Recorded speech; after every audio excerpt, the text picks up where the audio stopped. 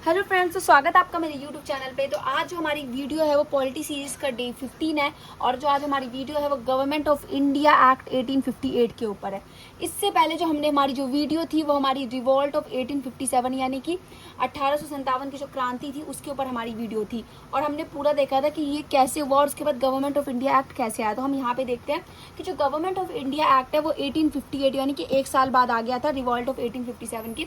और ये क्यों हुआ था, जैसे कि हमने देखा था कि चार्टर एक्ट 1853 में जो कंपनी के रूल्स थे वो तो थे लेकिन परमानेंट नहीं थे, क्योंकि जो ब्रिटिश जो गवर्नमेंट थी, ब्रिटिश जो पार्लियामेंट थी, उन्होंने डिसाइड किया था कि जब हर 20 साल बाद जो चार्टर एक्ट, एक नया चार्टर एक्ट आता था ईस्ट इंडिया कंपनी के लिए, वो उसमें थोड़े बहुत चेंजेस होते थे लेकिन वो आता था 20 साल तक वो परमानेंट रहता था।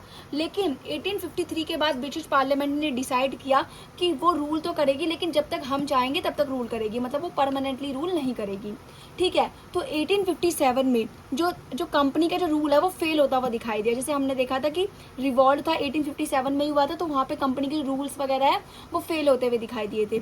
और इन जीओआई यानी गवर्नमेंट ऑफ इंडिया एक्ट में तो ब्रिटिश पार्लियामेंट ने डिसाइड किया to take the India under the British crown direct queen, मतलब कि अब गवर्नमेंट ऑफ इंडिया एक्ट में ब्रिटिश पार्लियामेंट ने डायरेक्ट इंडिया पर अपना कंट्रोल बना लिया। मतलब अब जो है पूरी तरीके से ईस्ट इंडिया कंपनी को पूरी तरीके से एंड कर दिया। अब डायरेक्ट क्वीन के अंडर आ गया हमारा इंडिया।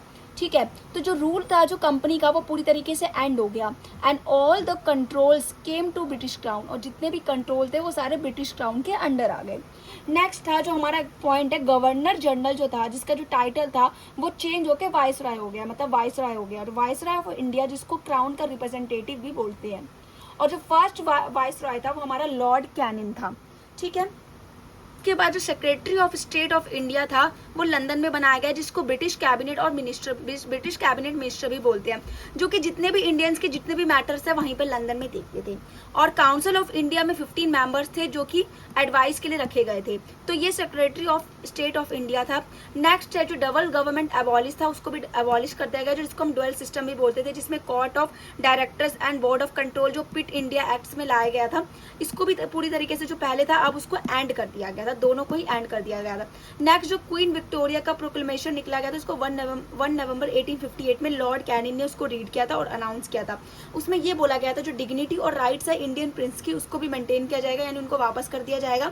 साथ ही साथ जो डॉक्ट्राइन ऑफ लैप्स यानी डलोजी की जो पॉलिसी थी कि अगर किसी की संतान नहीं है तो वो उसका अडॉप्ट करा हुए सन को रूलर नहीं बना सकता, तो उसको भी एंड किया। साथ ही साथ रिलीजन में कोई इंटरफेरेंस नहीं होगी। तो यही हमारा गवर्नमेंट ऑफ इंडिया एक्ट था। अगर आपको वीडियो अच्छी लगी तो लाइक एंड सब्सक्राइब करना मत भूलना। Thank you so much for watching. Bye bye.